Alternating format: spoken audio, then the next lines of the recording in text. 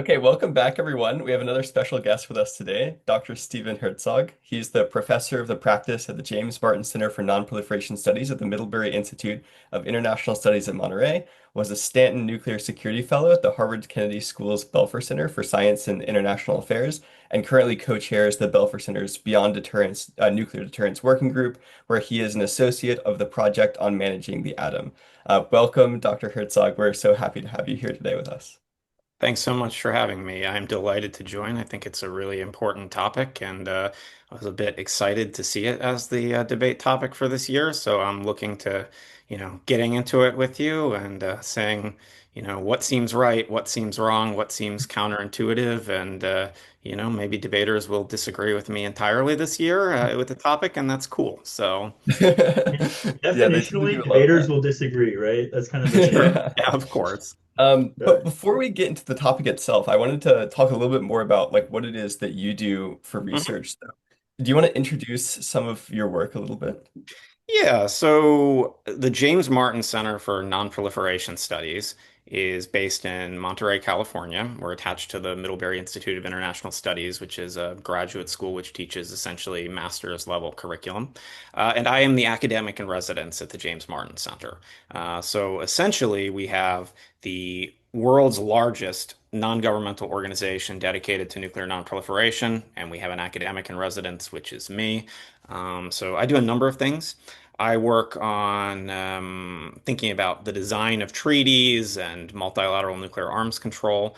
I've written a lot of work over the past few years on the war in Ukraine and global nuclear order. So, if you're looking for cards that say, for example, that the ongoing war is not going to lead to proliferation, is not going to lead to arms control collapsing, is not going to lead to the use of nuclear weapons, you should look up that article, The War in Ukraine and Global Nuclear Order.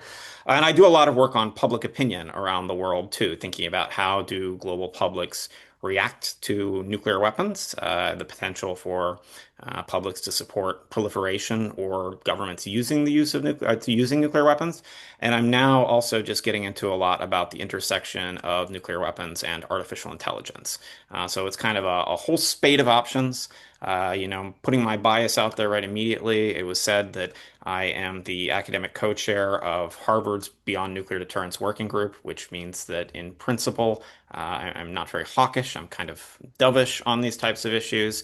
I have my own views on that as to why that's good, why that's not good, problems, time frame, things like this. But yeah, so I come to this from being an academic, but I've also been a think tanker. I've been a defense contractor, and I was a U.S. government official working on the verification of nuclear treaties. And I was a high school policy debater. So, as a lot of us are in this field. So, Yeah.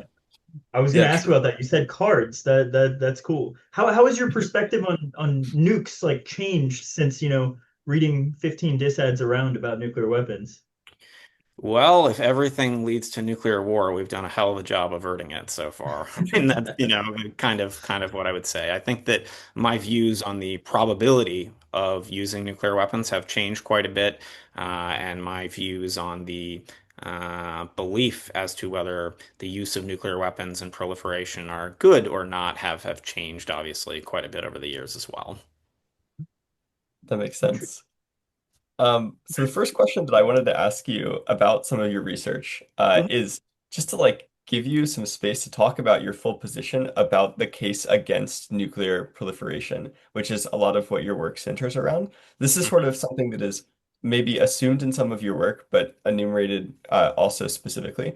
But it's not really an assumption in debate, obviously. That people read like proliferation is good scenarios and things like that below the threshold of nuclear war being good, which is maybe an argument we'll talk about later. So, what are like the biggest reasons for you for why we should be fighting for non-proliferation? I think the biggest reason why we should be fighting for non-proliferation is the fact that more countries with nuclear weapons changes the fundamental probability of the use of nuclear weapons. And so I would put it like this.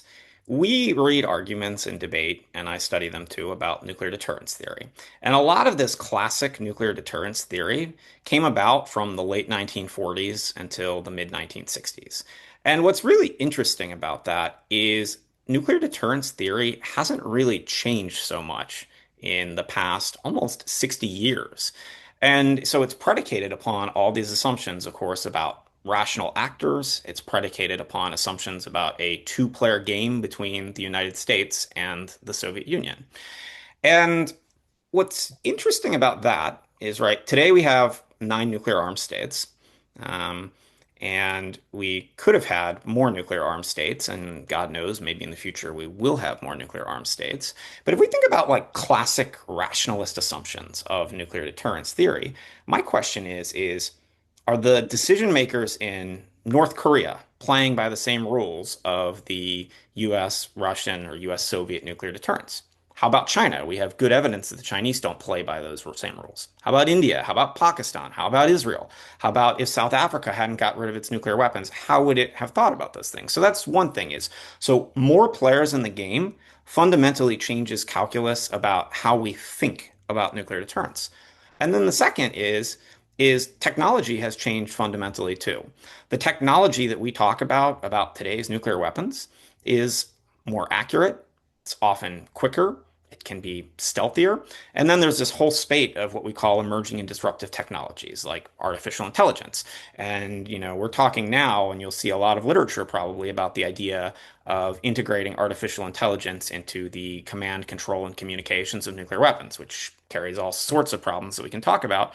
I also think artificial intelligence might be a problem in the future as far as lowering knowledge barriers to proliferation.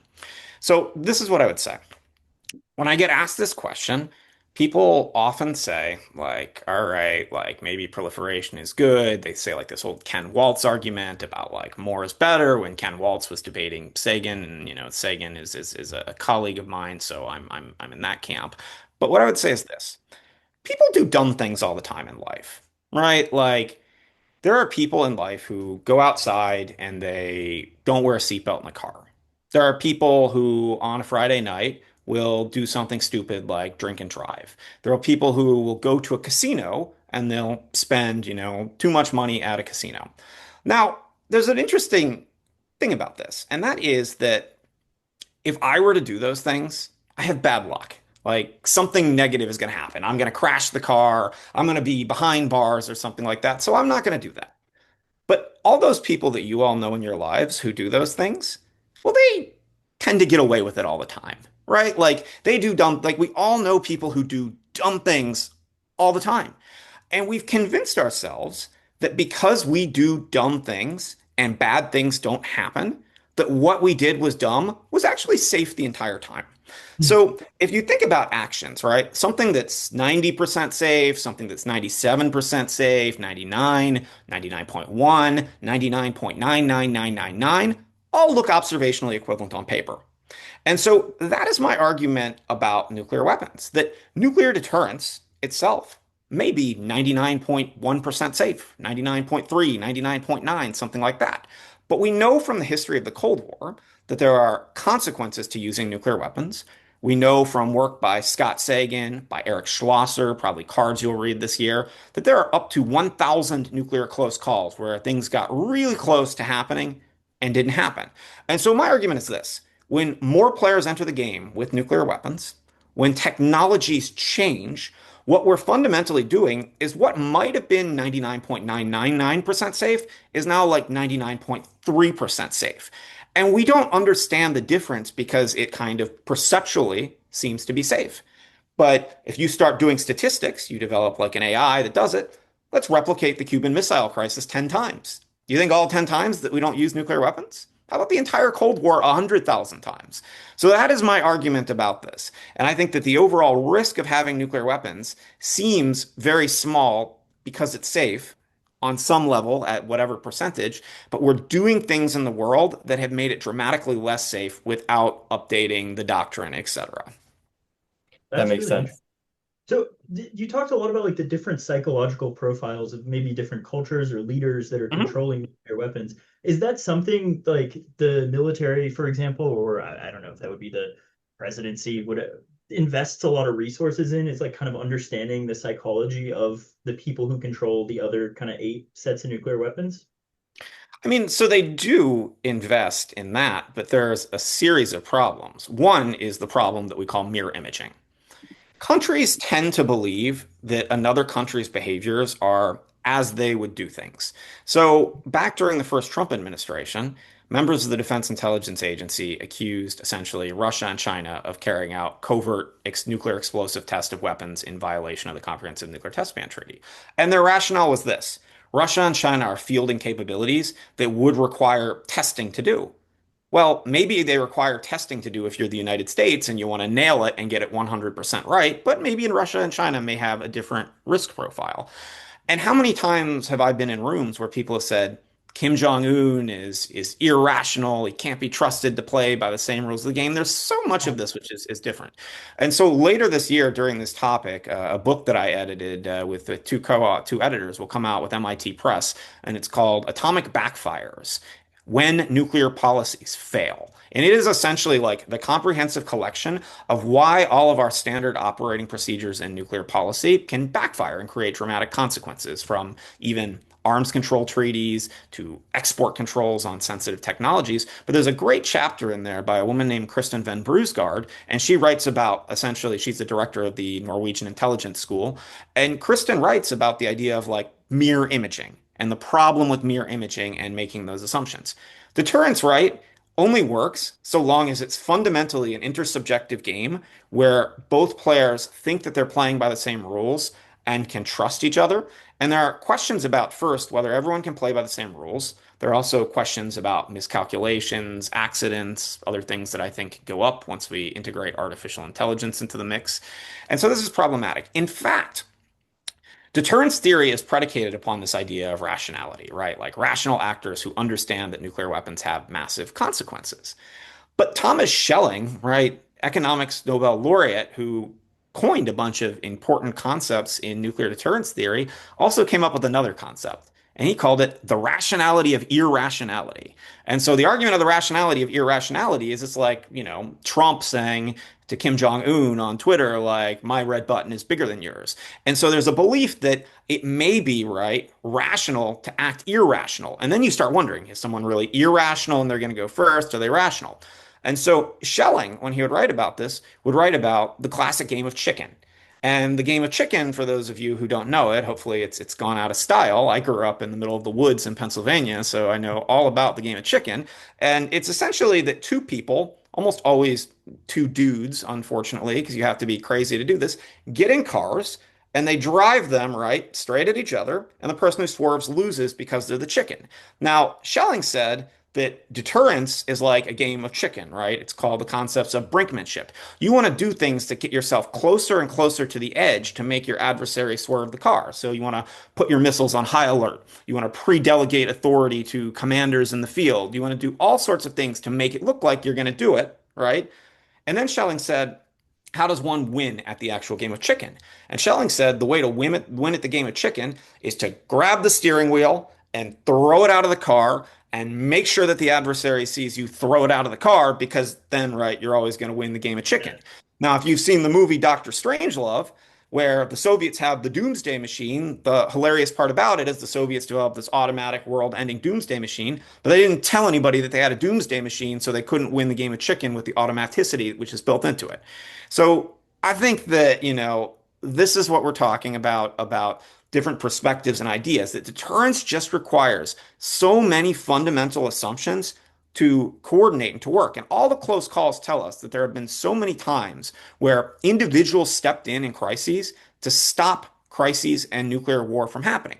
And so we can believe that deterrence has always worked and has forever worked, but that doesn't mean it will always maintain that same trajectory in the future with new actors and new technologies, because, fundamentally at the end of the day, nothing is infallible. And the other fascinating thing about deterrence, right, is if deterrence works, it's a non-observable event, because deterrence is, right, you are literally saying, like, don't do that. Like if you do this, I'm going to retaliate. So if someone doesn't do it, were they actually deterred? Was it something else? So it's really a fundamental problem of inference, and it's very difficult to study deterrent successes. Really. That makes sense. That's You've been talking, fascinating. yeah, you've been talking a lot about these like close calls, for example, during the Cold War. I was wondering if you could like give maybe your favorite example to illustrate this and bring more salience for the viewers. I mean, there are honest to God, so many of them, and there's the case of during the Cold War, um, when there was a Soviet officer who wanted to use a nuclear torpedo and thought that they were going to be attacked and chose not to. I think one of the more interesting ones is called the Black Brant Scare, and the Black Brant Scare is post-Cold War, and the Norwegians launch essentially a sounding rocket up into outer space, and the sounding rocket's going to be for like weather observation and stuff. Well, essentially, what happens is there's people who see it coming over the horizon and they believe this is going to be like a ballistic missile at a polar trajectory headed to Russia. And at that point, like Yeltsin's kind of out of it, like Yeltsin's drunk, like all these sorts of things, right? So we can go on and on and on and on about like different close calls. And I think there are better. So if people are interested in close calls and thinking about deterrence, I recommend Eric Schlosser's book, Command and Control.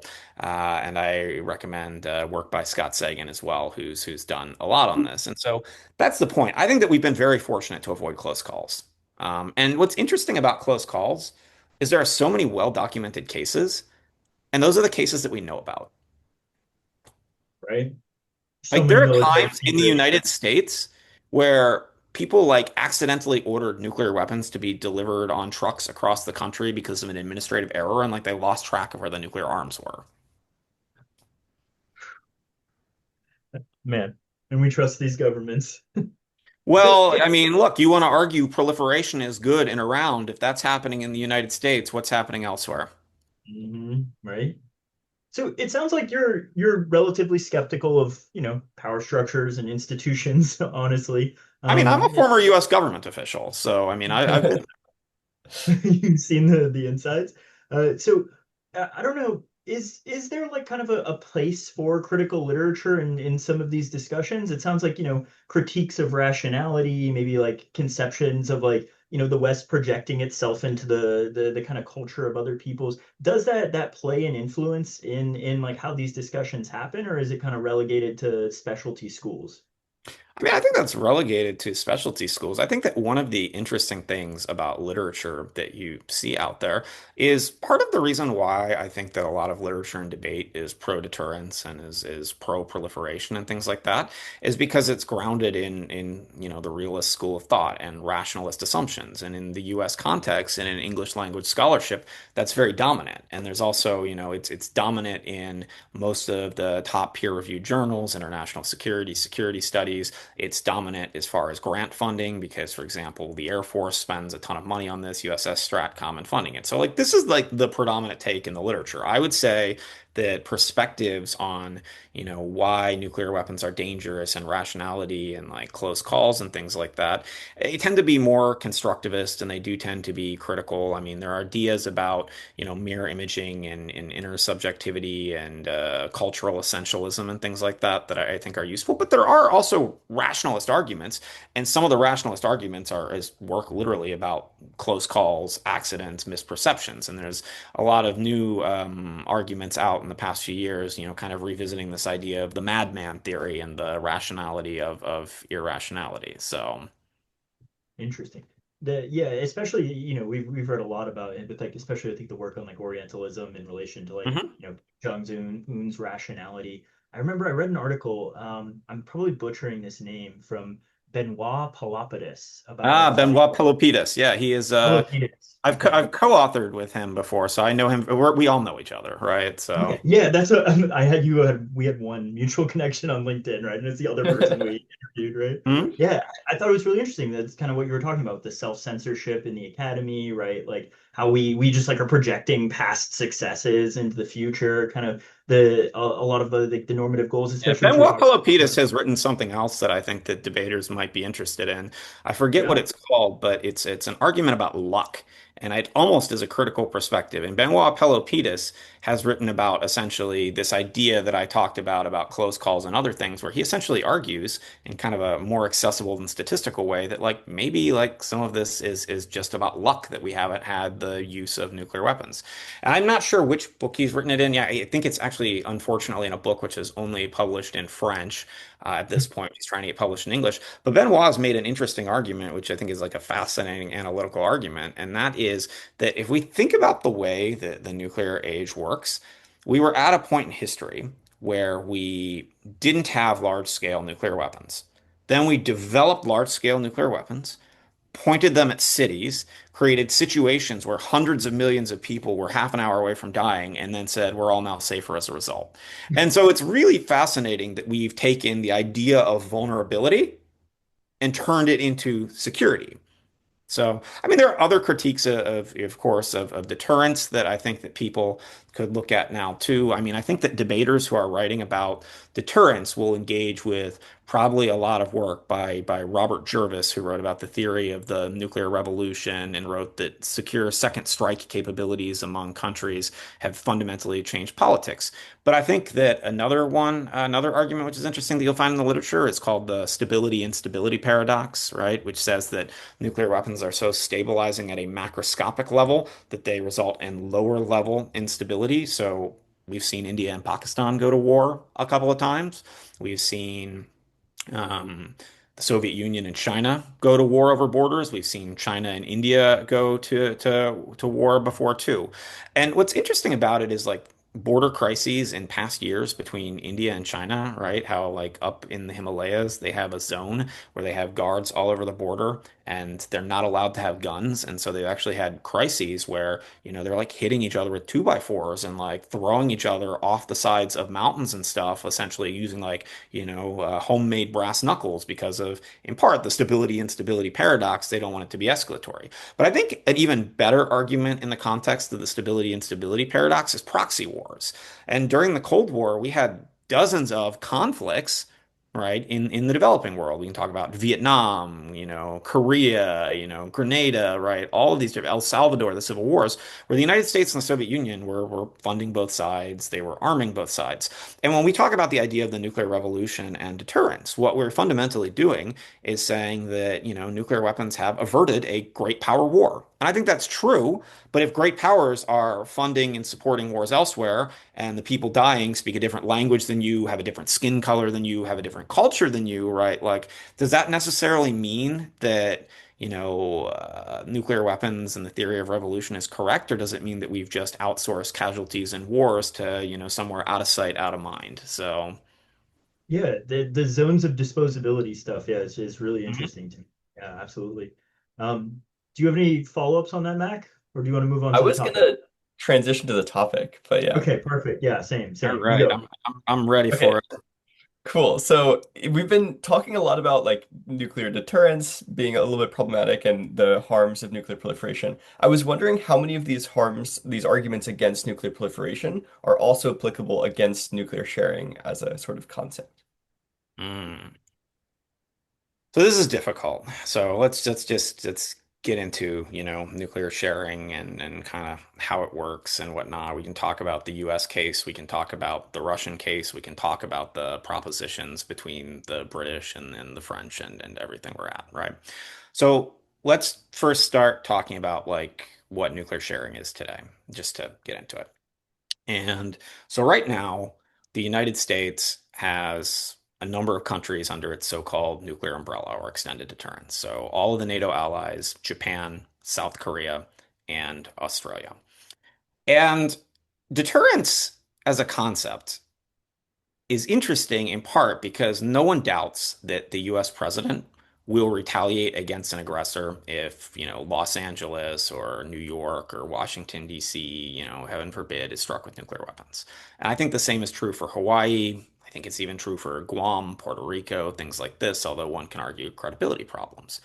But there's been a long-standing problem, and that is the credibility of extended nuclear deterrence or the nuclear umbrella. Now, extended nuclear deterrence, to get at the heart of the topic, has long been seen as a non-proliferation device. The United States extends its nuclear deterrent to other countries, and as a result, they don't proliferate. They don't develop their own nuclear weapons. It keeps the alliance in check. If the allies don't have independent nuclear weapons, it gives essentially it stops all sorts of problems about moral hazard and countries using weapons, dragging alliances into war, etc. And so it's in the interest of the nuclear club to remain small. The credibility problem with extended nuclear deterrence, of course, is what we would just call like the Berlin for Boston problem. And, you know, there became questions during the Cold War, particularly with Sputnik and with the Soviet Union having ballistic missiles which could land in the United States in, half an hour, 40 minutes, etc., as to whether or not the United States, with its population, was threatened, would actually be willing to use nuclear weapons and trade its own cities on behalf of its allies. And so one of the countries that we'll talk about later, right, is France. And there are all sorts of different reasons why people think that France developed nuclear weapons. And one of them, which is dominant in the literature by Scott Sagan and Jacques Hymans, says that France developed nuclear weapons for reasons of prestige. It always wanted to be a great power, etc. But there's also archival documents that say that as soon as the ballistic missiles were threatening the United States, that Charles de Gaulle did not believe the United States would follow through on its commitments, and France decided to proliferate. So over the years, the United States has done things to make extended nuclear deterrence more credible. And the most obvious thing they did to start off with before nuclear sharing was the concept of tripwires, and essentially forward deployments of forces abroad. So we can talk today about tens of thousands of US troops in Germany, in South Korea, and Japan. And if we go back to the Cold War, Berlin was a divided city in the German Democratic Republic in East Germany, and it's a communist city. So West Berlin, occupied and by the democratic powers, is an enclave and it is surrounded by communists. And so having a few thousand US Allied soldiers, NATO soldiers, in West Berlin during the Cold War was never going to defeat the communist forces and armies. Fundamentally speaking, those troops were in West Berlin to die. Because if they were targeted and if they died, it would create the type of moral enormity that um, would force the hand of the US president to respond with nuclear weapons. And so tripwires, right, help the credibility.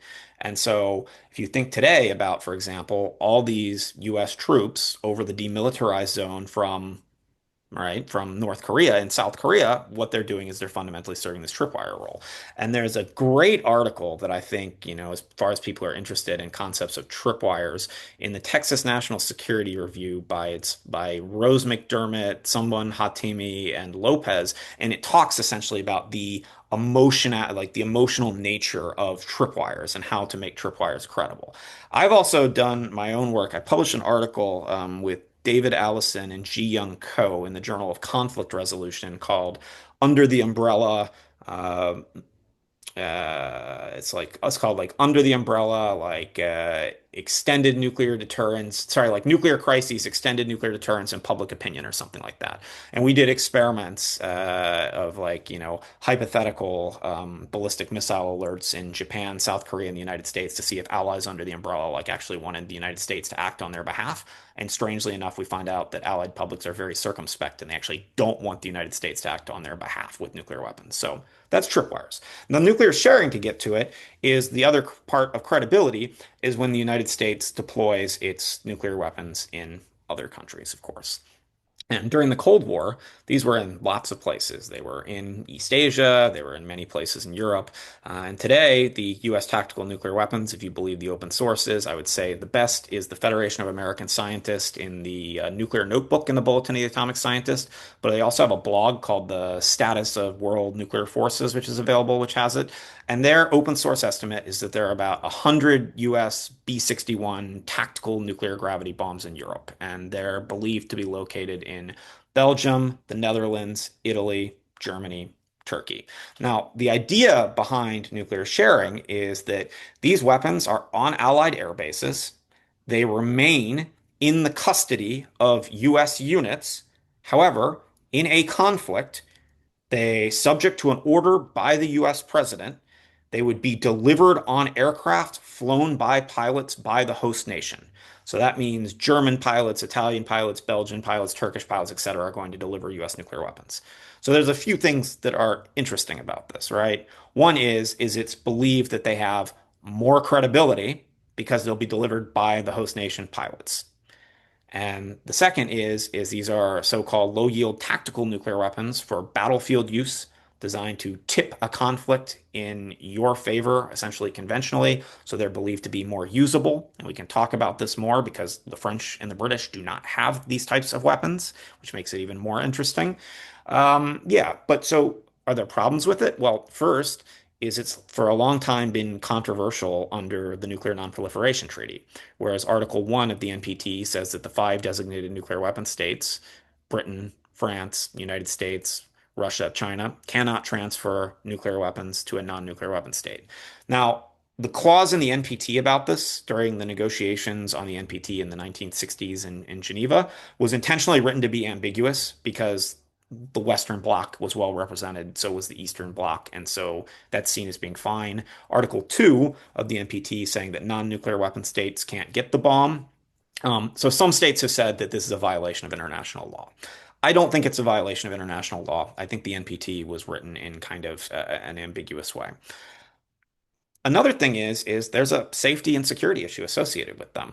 A few years ago, and this has happened many times, a Belgian group called Bomb Spotting of activists climbed over the barriers at the Kleinbrugel Air Force Base in Belgium and took pictures next to the hardened protective aircraft shelters where the US tactical nuclear weapons are located, and they were able to get through there. And this has happened a number of times in situations. The next is these are just naturally a target.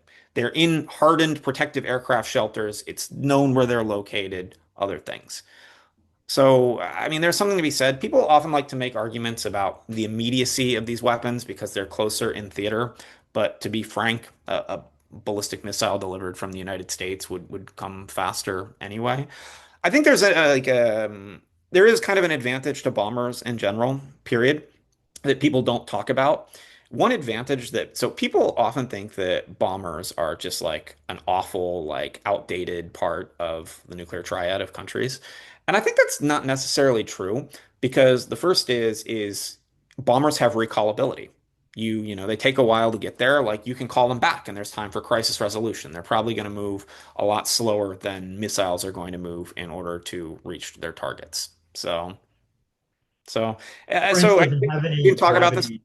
Go ahead. So, Sorry. but France doesn't have any like gravity bombs though, right? So there would be no change in like the amount of bombers in Europe as a result of like France sharing with the EU. Well, the question is what would France share with the EU?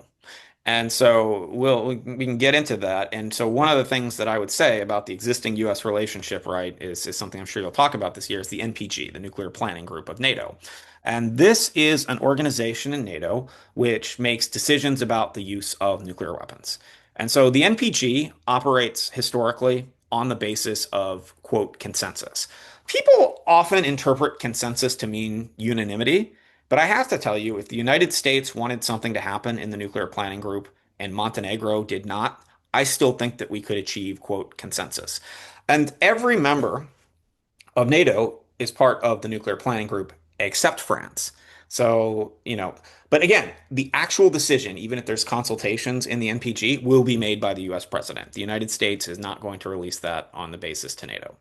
All right. So if we wanted to talk about France and like what would it hypothetically mean for France to be doing this?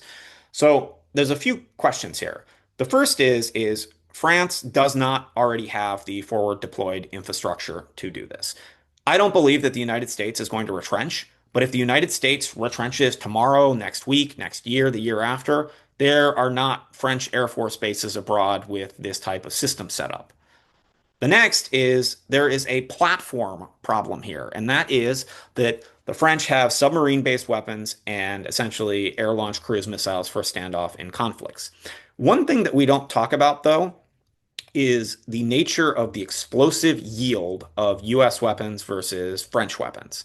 So the US B-61 gravity bombs that are in Europe have an estimated explosive yield between zero point 0.3 kilotons and maybe somewhere up above 150 kilotons. Now, this is a lot. We're talking 150 kilotons, right, is 150,000 metric tons of TNT, whereas the bombs dropped on Hiroshima and Nagasaki were 14 and 21 kilotons. So this is huge.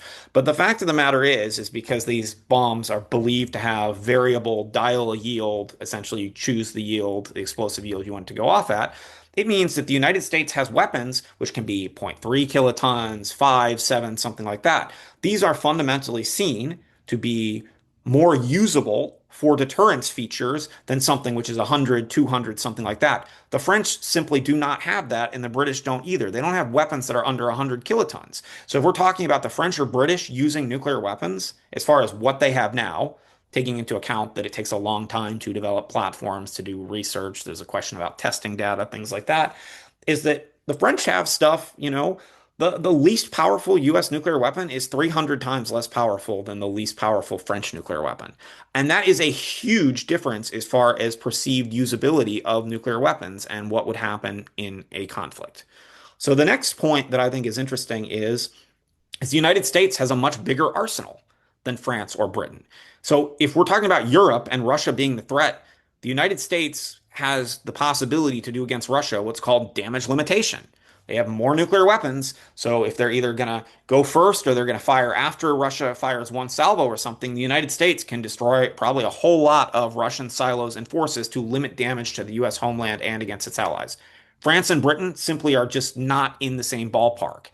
Britain 225 weapons, France 290, Russia 4,300, the United States 3,700. So there's a problem about what exists now as far as capabilities, what are the fundamental yields, what is the ability to do damage limitation, and then at the end of the day, I think there's a problem about credibility too.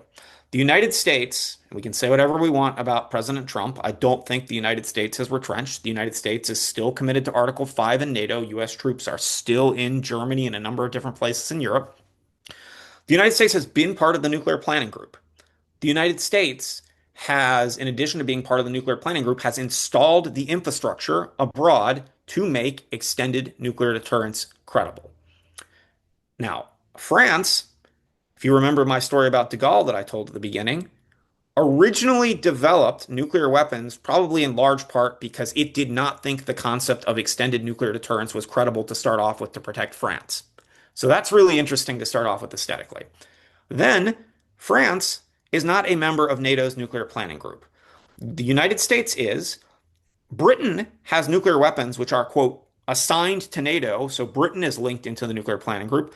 France is not, because France has always wanted to have an autonomous deterrent without its allies having a say in what it does with nuclear weapons.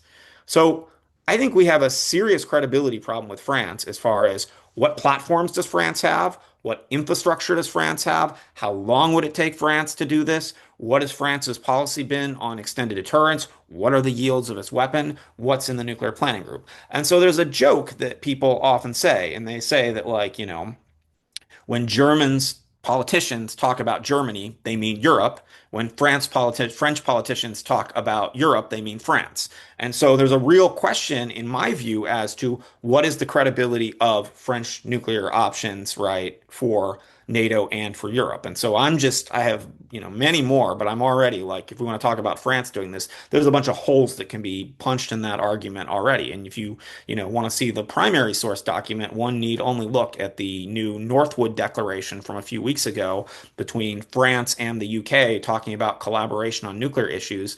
And it's good. It's like a confidence building mechanism. It says that France and the UK, believe that there are threats in Europe that require them to collaborate, but it doesn't really lay a whole lot of that out there. The Brits, right, are A, possibly retrenching from Europe with Brexit, even though they remain in NATO. B, have massive economic problems at home. C, are almost entirely reliant on the United States for their missile systems. So if they think they're going to replace the United States as far as some sort of missile delivery research, they would need to provide an extended deterrence for Europe, essentially with permission from the United States.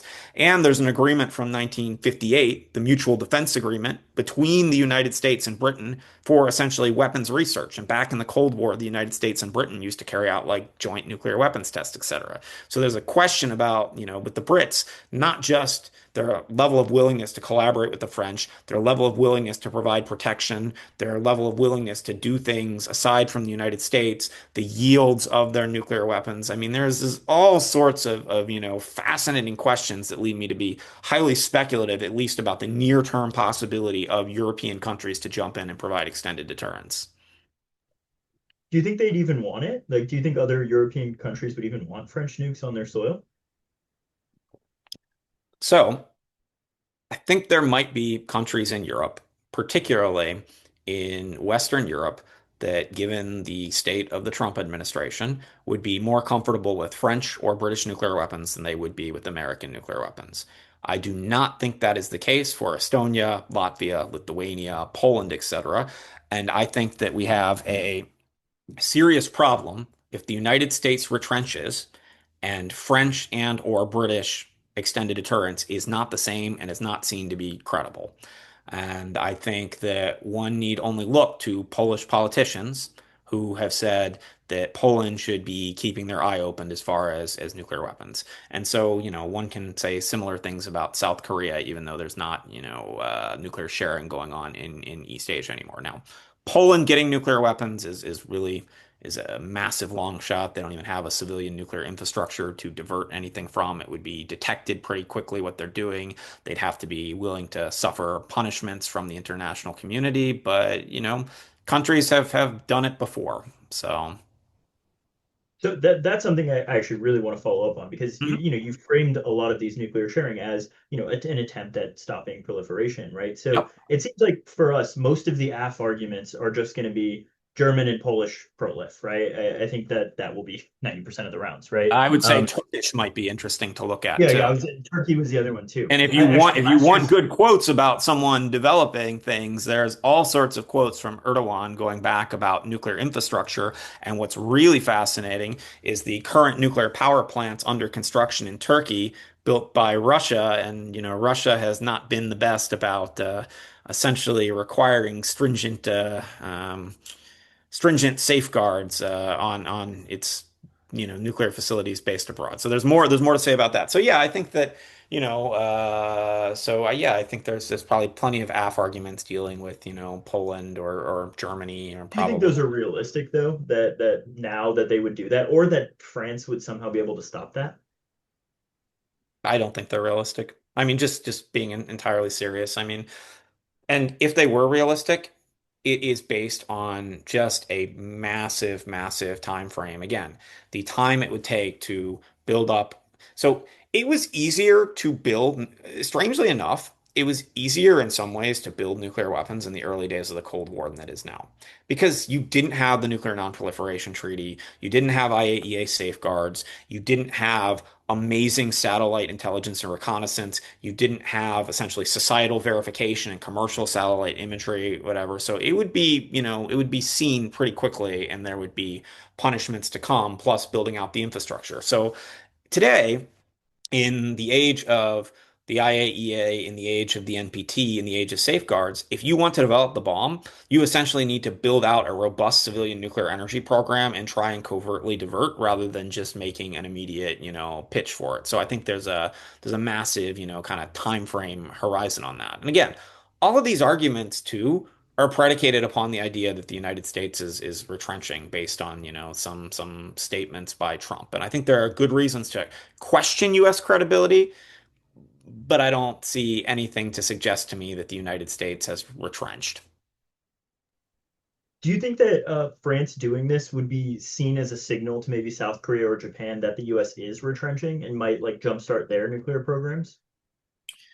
So, South Korea is an interesting case. The South Korean public, for more than 2 decades, more than 70% of the South Korean public has made the point that they are interested in developing nuclear weapons. And so there's an article that I wrote for the Carnegie Endowment for International Peace with an author named Lauren Sukin, Sukin. It's called like The Dueling Nuclear Nightmares, something, something, something. And we write and we investigate South Korea and the perceptions because everyone knows that during the war in Ukraine that South Korea now, disgraced President Yoon came out and said, essentially because of North Korea and based on the lessons we've learned from the war in Ukraine, South Korea should consider developing nuclear weapons. I fundamentally don't see that as, I think that was a populist ploy. I think that it had been popular for a long time. It got credibility. And in my view, when countries say we want nuclear weapons indigenously, leaders say that, they're not saying that they actually want nuclear weapons. What they're saying is we want a reaffirmed security commitment from our provider. So what happened in the case of South Korea?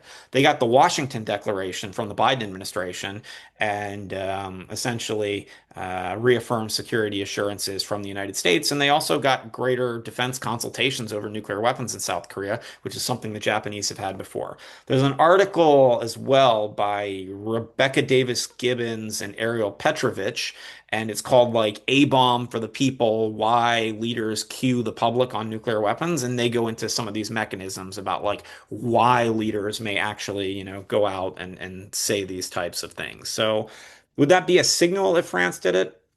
Maybe. So, I mean, I think that the security dynamics are different, and it's possible that if the United States retrenched from Europe in some way, that countries in Asia might feel like they were more protected because the United States was pivoting to deal with China. So again, just to keep rattling things off, there's an article in the journal Contemporary Security Policy by I think like Joshua Bune, Ji Young Ko, and others. It's called something about like farewell Kabul or something like that. And they have an argument. And the argument they say is that, you know, on some level, we would believe that publics and states around the world would feel less secure when they see the United States retrenched from a region. But what they actually find when they look at it is publics sometimes actually feel more secure when the United States retrenches from a region because they view it as a shift in its resources and capabilities, which can go, towards it. So I think the argument can That cut both sounds like an ways. OP argument. That sounds so. So I mean, it's interesting. So I think it could cut both ways. I think if the United States retrenches and starts pulling back on its commitments everywhere, so I think it's both dyadic and it's kind of, theater and regional specific. The United States starts pulling back everywhere around the globe and like, France is doing this and it's like withdrawing its commitments from NATO and it's simultaneously like threatening abandonment of South Korea and Japan, then like, yeah, maybe. But if the United States is like, you know, retrenching in Europe and like deploying carrier strike groups like, not far away from China, like we've got a different world. I have That makes two sense. sort of Yeah, I was gonna follow-ups say you're. all these lines. Um, so number one is about this credibility argument. So I guess there's kind of two arguments you could make here. One is that France could hypothetically build out its capabilities such that it would become credible, but it would take too much time and even then, and too much resources, and even then it probably wouldn't match anything that we would have from the US, for instance. The second Correct. argument is that like this isn't even a likely form that the topic takes because this topic is for PF where we don't have like plans and stuff. So we have to hmm analyze what likely France would do. So hmm I'm wondering actually, it seems like for our purposes, there's a pretty big distinction between those two. So do you think it's likely that France attempts to build out its capabilities and sort of fails, or that it doesn't even attempt it in the first place? I think that France is not going to attempt it in the first place. I think that what France and Britain are doing is they're doing political posturing to come together and to make their allies, seem more safe and to kind of contribute to the overall mission. The actual process of France to do something like develop a low yield nuclear weapon and make that investment is a massive burden on the French taxpayers. And we're probably talking about years to do it, plus the forward deployed infrastructure, plus all the political nature of getting the allies to agree, plus what are the mechanics of France doing something like nuclear sharing. I think it's unlikely to happen. And in fact, I would say that when we talk about nuclear sharing, the United States has, quote, nuclear sharing, and we see the mechanics of the United States nuclear sharing.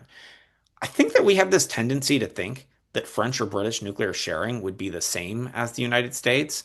And maybe French nuclear sharing is just making political declarations saying that it will help its allies, which does not match what the United States has and is just like seen in a different light. So France is for sure going to make, political posture and stuff like that, right? I don't think the French taxpayer is ready to bear it, and I don't think France is ready to take on that responsibility. I'm incredibly skeptical. Interesting. So then the follow-up to that is we've talked a lot about how this isn't going to achieve a lot of the supposed goals of deterrence and assuring allies like Poland. Mhm. But what are the disadvantages of this? Like, if it won't achieve these advantages, but it's not really taking up any resources because France isn't really going to spend the time on that, what are the problems with it that might be incurred by this? Well, I think there's a question here and the question is this, are France and Britain going to continue to do this simultaneously while the US nuclear umbrella exists, or are they going to do it in the absence of the US nuclear umbrella? If this becomes a replacement for the US nuclear umbrella in Europe, then I think if you believe that extended deterrence works, if you believe that tripwires work, if you believe that traditional nuclear sharing works, you've just fundamentally lost all those advantages, and we now have a new, different model of deterrence. And then there's a question about, can a much smaller French nuclear arsenal with capabilities which are not the same as the United States and with less political will do that? And also, what I would say is, all right, so let's say that France and Britain do it and really step up. Would that not potentially create a self-fulfilling prophecy and actually green light the Trump administration to do some of the retrenchment that we're scared of happening in the first place? Right? Do One of the you things, have any article that might say that that you can think of? Because that to me would be just like devastating neg. I can't think of anything offhand. I mean, it's just, whatever. But here's here's the point, right? Like, the United States has for a very, very long time had a different opinion about what Japan should do as far as its conventional military capabilities than all of Japan's neighbors who have dealt with the legacy of Japanese imperialism. And the United States has consistently pushed Japan to build out its conventional capabilities, much to the chagrin not just of China, but also to South Korea and others. And we know that President Trump said, hypothetically off the cuff, trying to, scare Japan and South Korea into more burden sharing as far as cost, maybe it wouldn't be so bad if they would develop their own nuclear weapons. And so I think there's an argument here, and I don't know where it is, in literature about the permissiveness of the Trump administration. Like, the Trump administration fundamentally cares about burden sharing with its allies and with them taking on greater roles. We know that we've got this now idea of 5%, of GDP NATO defense spending up from 2%, which not every member of the alliance meets to start with. My personal belief is that the members of the NATO alliance, when they accepted the 5% pledge over time, that there are really two arguments behind this. One is if you read into the mechanics of the 5% pledge, because it's national capabilities, whatever, it allows countries to kind of define what that is. And in, a more left-wing country like Spain, I think they're going to build hospitals and highways and say that it counts towards their 5%. As far as this goes. But the other thing is I think they announced 5% because they're hoping the Trump administration will leave and they'll be able to, kind of back down and do this. So I'm not sure exactly what it is, but my fundamental belief would be is that if we see countries in Europe parting ways with the past, taking on much more defense spending, building up their forces, I think you're absolutely likely to get U.S. retrenchment as far as conventional forces and as far as nuclear forces. So I think that there are, at least a few types of retrenchment to think about here. The Trump administration has been very clear that it may not want all these troops to be in Germany in the long run. If they do that, that will take a saw to the tripwire function of having those troops there. If they roll back nuclear sharing, withdraw nuclear weapons, which I'm not sure if they'll do, then that does a whole lot since we know, as we've talked about, that US nuclear sharing is fundamentally different from what French or British nuclear sharing is going to look like. And then there's the question of Article 5 pledges and how does Trump interpret Article 5. But here's the thing. Look at what Hegseth has said at NATO. Look at what Vance has said at NATO. They are literally saying that it's not up to the United States to protect these countries anymore. So, on the one hand, people are scared of the retrenchment, but on the other hand, like, I actually think that the Trump administration might really like the idea of British and French extended deterrence, even heaven forbid, forward deployments and things like that, because it could allow them to retrench. I don't know if there's literature out that. So here's the thing, like when you become an academic and you do peer-reviewed work, when you like write books and articles and stuff like that, you start to become more skeptical of some of these debate cards that are like, from like the national interest and like op-eds and stuff like that. But that's probably where you're going to find these types of And War arguments. on the Rock. Hey, I like War on the Rocks. So I write for War on the Rocks. War on the Rocks is, in fact, I would say that 70% of the content from War on the Rocks is written by academics who are writing short form version of their peer-reviewed studies. So, I have one follow-up about this yeah, line of please. reasoning. So it seems like there's a weird double bind here where like either Europe makes the Trump administration very unhappy and doesn't, continuously increase its military spending and increase its burden sharing. And then maybe there's a risk that because the Trump administration is unhappy, then they retrench.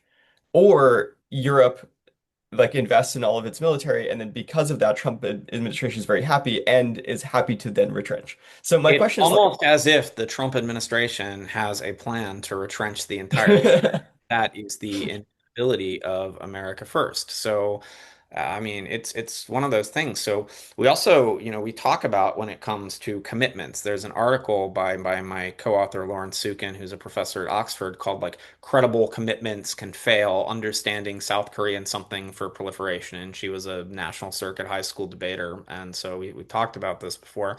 And she talks about like the Goldilocks zone of commitments. And what's interesting is this is different. Is she says that if the United States commits too hard to its allies start to freak out because they start to worry that the United States will do things on their behalf that will drag them into a conflict. She even goes so far as to say, based on her data, that a lot of South Koreans actually want nuclear weapons because they trust their country to have nuclear weapons more than they trust the United States. So there's this weird situation.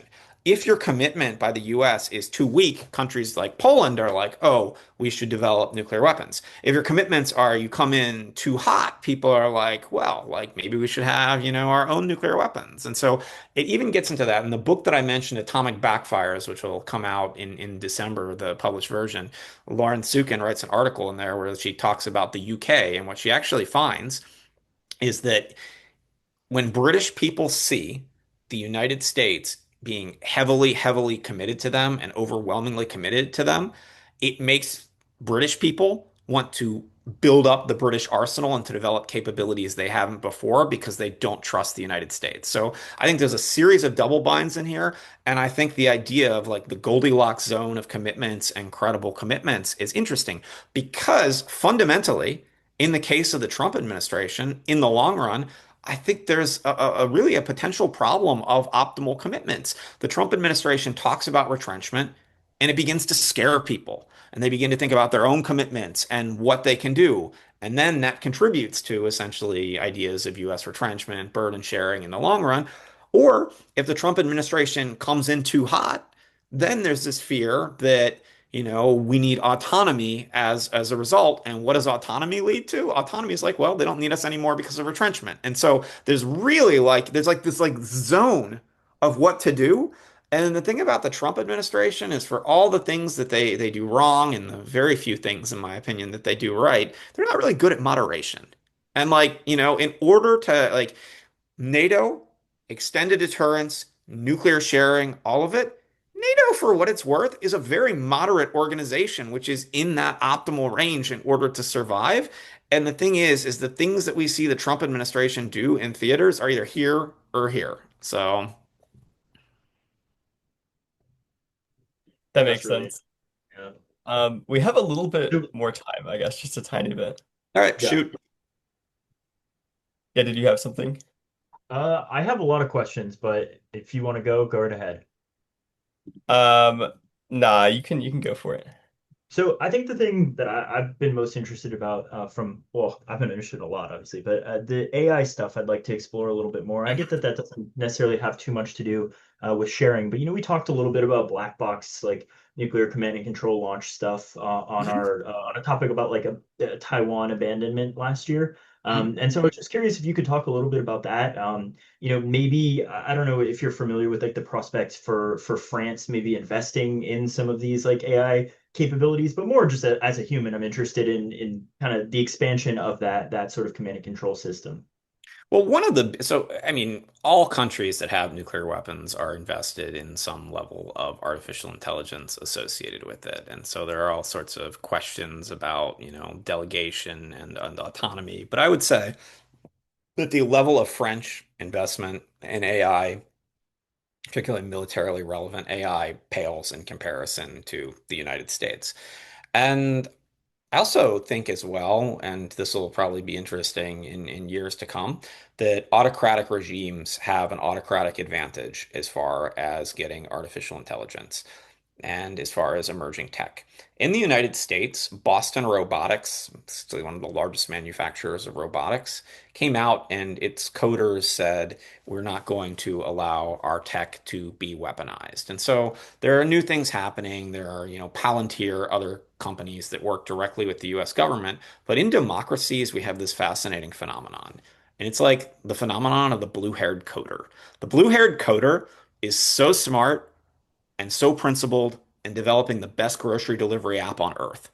And that grocery delivery app has things that could be mechanized and put to use in dual purpose in the military sphere. But the blue-haired coder doesn't want their stuff used in their democratic government. And the blue-haired coder is probably also willing to accept foreign direct investment from abroad with regimes that are, less scrupulous. China does not have the blue-haired coder problem. China has the military civil fusion issue, where China has essentially said that foreign direct investment abroad into companies can all be purposed into the machine. And I think on some level in the long run, that may make the United States, France, and Britain at a disadvantage compared to China and Russia as far as tech.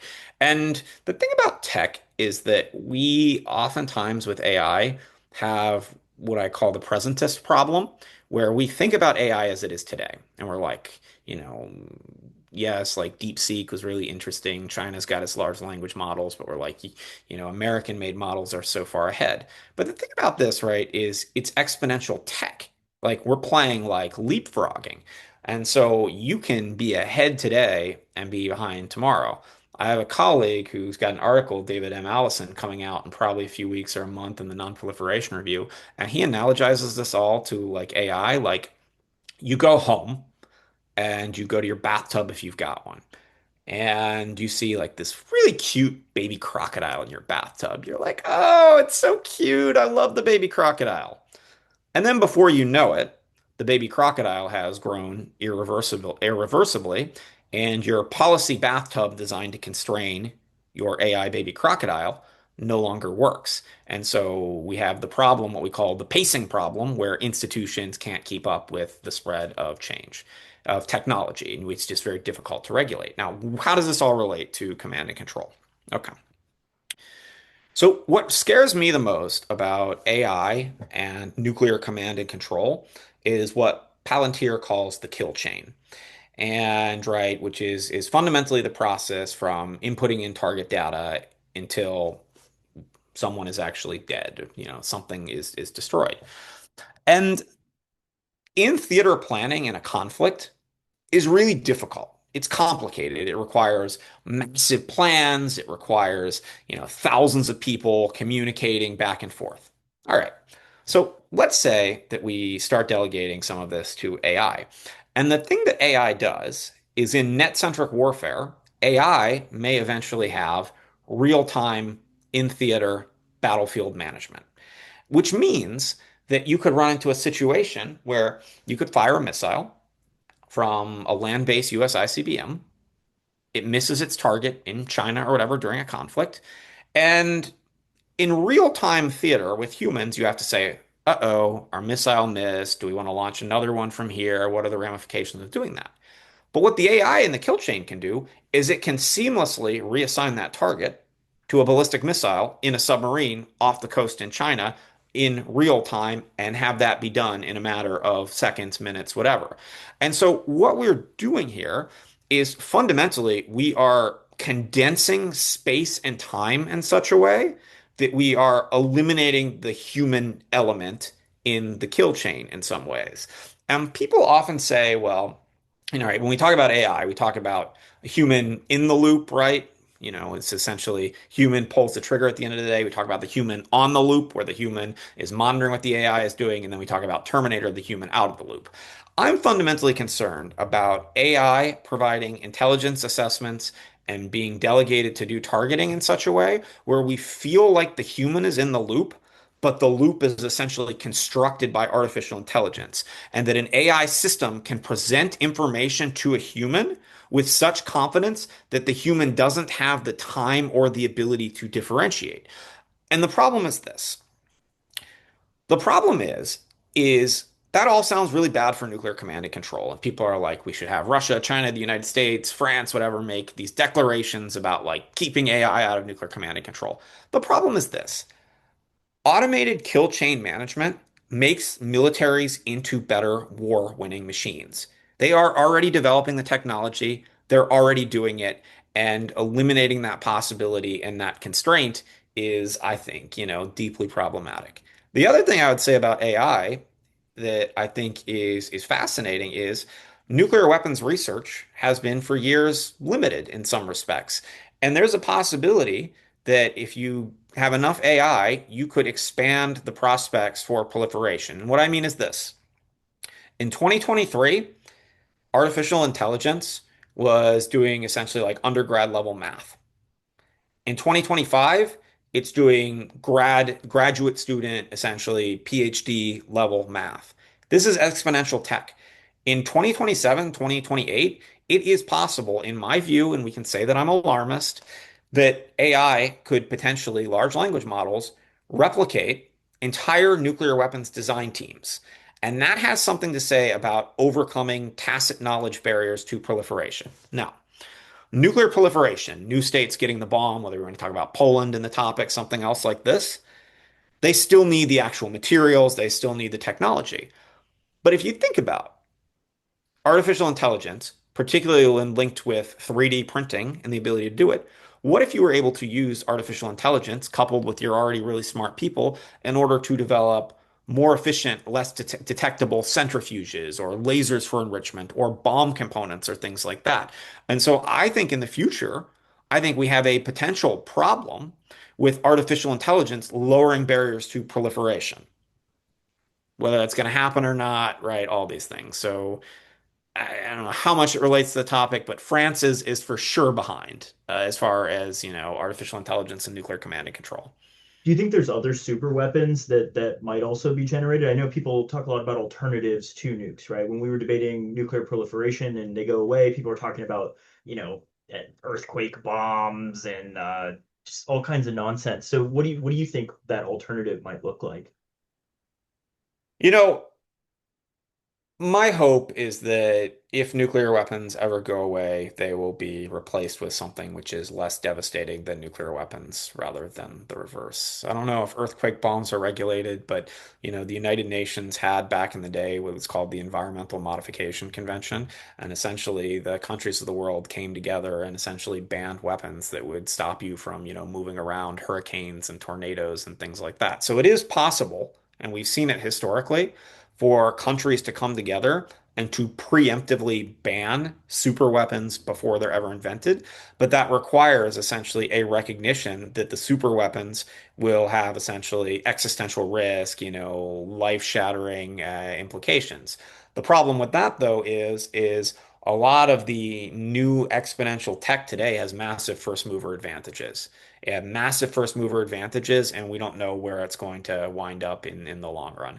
I don't want to speculate about antimatter weapons and things like that. I'm just gonna hope that they don't get developed. So Fair enough. Well, if you've got 5 more minutes, can we do 5 minutes our is good. last Yep. question? All right. So I know a lot of our viewers would be upset if I didn't ask about this, but a common argument the past few years that, is probably morally reprehensible, is spark. The uniqueness is, right now industrial society is going to lead to human extinction, whether through biodiversity loss, warming, nanotech, whatever, something non-nuclear, right? The link argument is nuclear weapons knock us back to the Stone Age. A couple people survive in isolated island populations. I think they call it like the Northern Sentinel Islands, and they can, survive on algae, maybe some kind of some fish, things Mhm. like that. A lot of defensive evidence about like nuclear winter being, a Cold War theory that's been largely disproved. And then, the benefit here is this allows humanity to survive in the long run, right? Meaning under like, a strict utilitarian calculus where we're just trying to prevent extinction, nuclear war turns out to be a good thing, right? Obviously, this is like a tactic for people who don't do a lot of research on topics but still want to win rounds, right? So I'm Mhm. just curious, your thoughts on this. Obviously, it's kind of absurd, but anything you wanted to say. Well, the first is I think that people who make the argument that nuclear winter research is a Cold War argument and outdated should want some of the best arguments to counter this are, and it's probably already in the file to counter it, are by Robach and Toon.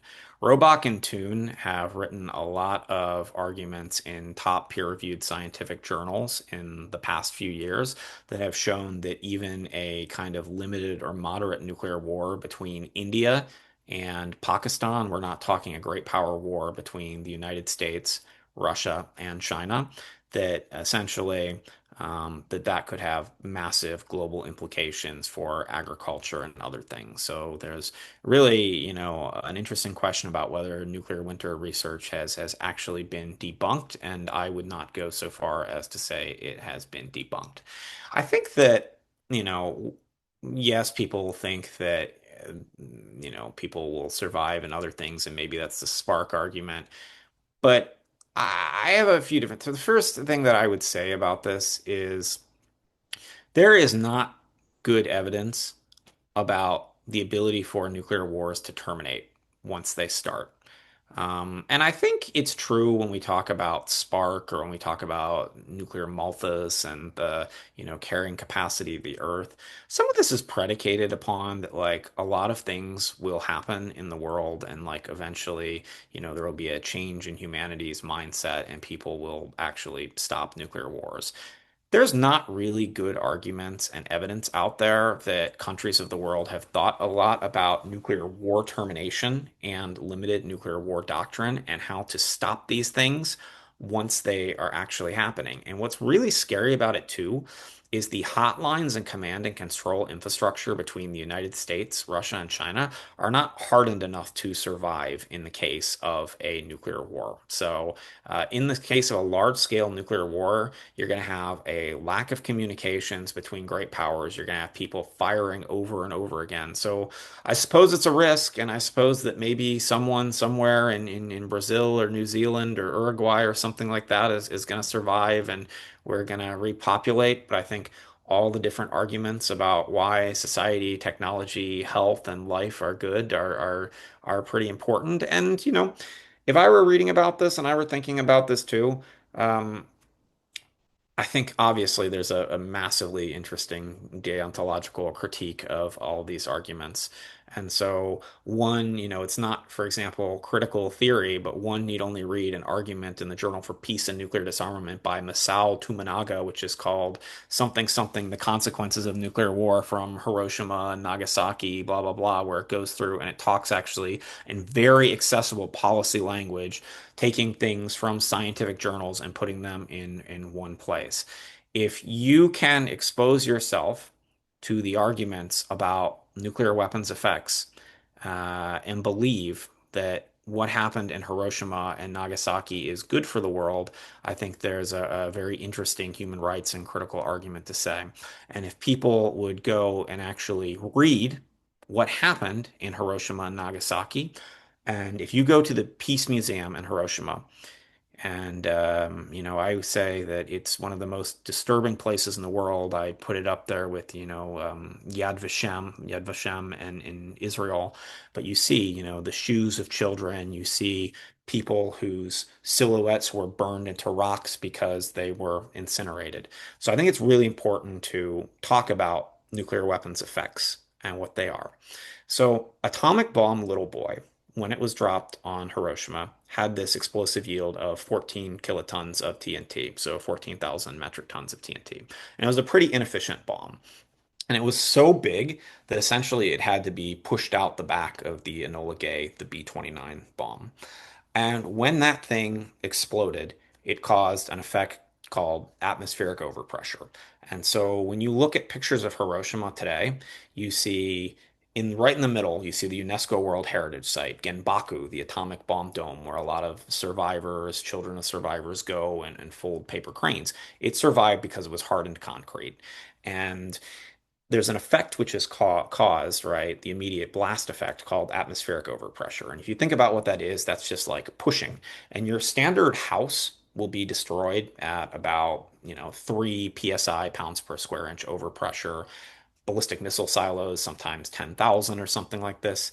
Interestingly enough, human organs in your body don't rupture until about 40 psi.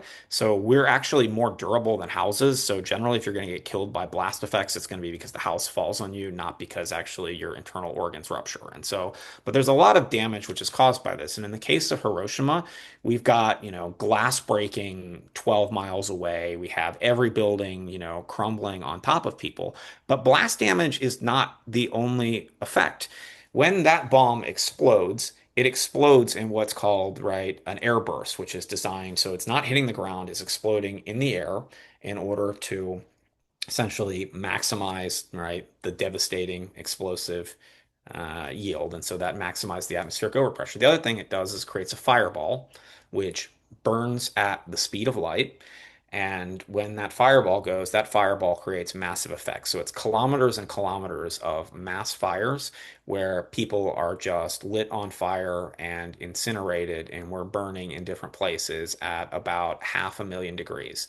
And the stories of Hiroshima are horrific, not just people who got out from houses that are crushed, but we're talking about people who have burn marks on their face, people whose skin is falling off, people who had been exposed to a fireball, which is 500,000 degrees. And what did they do as a result of that? Some of them tried to jump in the river. What do we know about water? Water boils at 212 degrees Celsius, and we've just had a fireball, which is 500,000. So they're going to jump in boiling water, and they're going to die like that. They're literally going to get boiled alive. And we'll not even stop there. That fireball, so essentially when the bomb explodes, right, it caused the fireball with infrared, ultraviolet light, etc. That fireball from the airburst actually goes down against the ground and it kicks up things into the fireball, right? Dirt, dust, debris, pieces of human flesh, cars, pets, things like that, children's playgrounds, sucks them all in, vaporizes them, and is going to create that cloud of essentially radioactive fallout and spew. And so we have a situation in which we don't even know how many people died in Hiroshima. We know one attack, 140,000. We know Nagasaki, 70,000. But the point is this: today's nuclear weapons, your mainline nuclear weapons, the one we're talking about in this topic, British, French nuclear weapons, are about 100 to 150 kilotons. So we're talking 7 to 10 times more powerful for these British and French nuclear weapons to be used. So there's a question of A, can you actually stop people from this before? Oh, well, that's not a good thing for my thumb to go up on. I think it did one of those, yeah. But can you actually stop the war from happening once it starts? Is nuclear winter research actually bunk when there's new work which is coming out on it? Is it good to have a world where, you know, humans don't live as long, where knowledge structures have been deleted, where technologies have been deleted, and well, then what? Are we going to build right back up and the same thing is going to happen and we're going to have this cycle and we're going to destroy ourselves? Plenty of species have gone extinct, whether it's the dinosaurs or whatever. But I think the most powerful argument is the human argument and essentially the deontological argument. If you want to sit in front of a room and read to me cards and say that nuclear war is good, I'm going to sit there and I'm going to read you cards about what it happens and about the human effects and what happened in Hiroshima and Nagasaki. The reason why nuclear deterrence works on some level, even though, as I said earlier, I don't think it works all the time, but it's predicated upon the humanitarian effects of what happened in Hiroshima and Nagasaki. And what even worries me this much is, let's say you had a limited nuclear war, which would, scare the bejesus out of people. Russia uses tactical nuclear weapons in Ukraine. Russia carries out a demonstration shot over the Black Sea or something like that. I'm actually worried on some level that if nuclear weapons are used and the results are not as horrific as Hiroshima or Nagasaki and or as we think that they will be, that may actually conventionalize nuclear weapons. And the use of low yield tactical nuclear weapons that conventionalizes nuclear weapons may actually put us on the escalation ladder towards something far, far more devastating in the future. So I understand, the arguments behind Spark and nuclear Malthus. I think there's, knocking people back to the Stone Age. If you want to read cards that say Stone Age is good, that's all well and good. But I think there's a variety of ways to kind of attack that argument. So. Also, I want to make one more point, and that is the probabilistic argument about the use of nuclear weapons. So, since the war in Ukraine has started, we have seen so many articles and papers saying Putin's going to use nuclear weapons, Putin's going to use nuclear weapons, nuclear weapons are going to be used.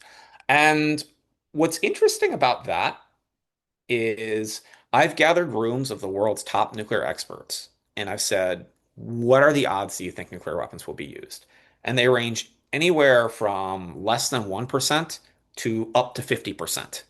That is a massive, massive range. And what it tells you is that the world's top experts in nuclear policy have absolutely no idea what the probability of nuclear war is. I would tell you that I think it's quite low, but the risk is elevated, and given the humanitarian risk, it is unacceptable. But cards about imminent use of nuclear weapons and things like that, I would be dubious of them. The only thing that I've seen which puts a percentages on nuclear war is Matthew Bunn from the Harvard Kennedy School did an interview with NPR, and he early on in the conflict pegged it at, I believe, 5%. Maybe he put it up later than that. And as we know too, that early in the war, there was the U.S. intelligence assessment where they believe there's a 50% chance that Russia would use nuclear weapons. And there's an interesting belief that the Chinese and Indian governments, particularly the Chinese government, exerted a lot of pressure on the Putin administration, given that China has its no first use policy. And they said, if you use nuclear weapons, there will be consequences for you. And so, if Russia were to use nuclear weapons, Russia probably loses China, its basic economic benefactor, but Russia probably loses the global South as well, too. And the global South has been Russia's lifeline throughout this war in order to provide it with moral and economic support and other things. So that was kind of circuitous, went through a lot of things, but that would be my take on Spark. No, that's Well, incredibly interesting. Thank you for yeah, that. I think it's important for kids to take it seriously. No, I think that's very, very, very poignant. I mean, Um, one thing I'll say, and people can make their own decision about this, and I think it's really important. One thing you'll notice in this conversation is that I have never used the word nukes, and I've never said nuked. I have friends who do it all the time who are scholars. I have journal editors who have made my titles of things nuked. I personally feel like, and so there might actually be, I'm not sure if there are cards written about it, there might actually be a language critique argument here about it too. I am particularly worried about informalizing or trivializing words around the world's most powerful weapons and what that means and how we can so casually talk about nuking someone and if they get nukes and stuff like that. And that would be my view. And if I were a judge sitting in the back of a room judging around personally, um, I think it's because of my work and what I do, and I go to Hiroshima every year. I think that I would find it very difficult to hear people talking informally about nuking this, nuking that, et cetera, et cetera. And so I'm not saying you have to do that because I have lots of friends who do that. I have, top scholars who are obviously some of my closest friends who do that. But I do think that we should at least think about the language we're using around them. So I only say nuclear weapons and nuclear. I'll also make one point too. I can't help myself. You're going to hear a lot during this year on the topic about atomic weapons and nuclear weapons. Let me make the point clear. There's essentially no such thing as atomic weapons that are around anymore. Atomic weapons referred to fission-only devices, which pretty much went out of style during the Cold War. Nuclear weapons are thermonuclear weapons, which use a fission primary in order to trigger a fusion secondary. So we're talking now about nuclear or thermonuclear weapons. And I don't think probably almost no judge will know or anything like that. But if you were to, write a paper in one of my classes or something like that and say atomic weapons, I would tell you, all right, like, are we in 1953 or something like that? So. That's interesting. Well, I really appreciate, all of this. I think a lot of that was very interesting. Is there anything that you would like, to talk about that you'd like our audience to look at? Anything, forthcoming that you're working on that you'd like anyone to take a look at? Don't have a massive amount to say on that front, but what I would say is if you, look me up and find my page online, which is listed on the staff at nonproliferation.org. I have a website which is not updated. It says I still work in Switzerland, which I don't. I have written a number of things and with colleagues where some of the arguments you heard today are essentially advanced and they're cards that you can cut. So whether it's the war in Ukraine and nuclear weapons, I have another one called The Trilateral Dilemma, Great Power Competition, Global Nuclear Order, and Russia's War on Ukraine, where it essentially argues that the key to dealing with today's nuclear issues is China across the board, and China needs to play a bigger role. And I also wrote a monograph with some co-authors for the American Academy of Arts and Sciences called the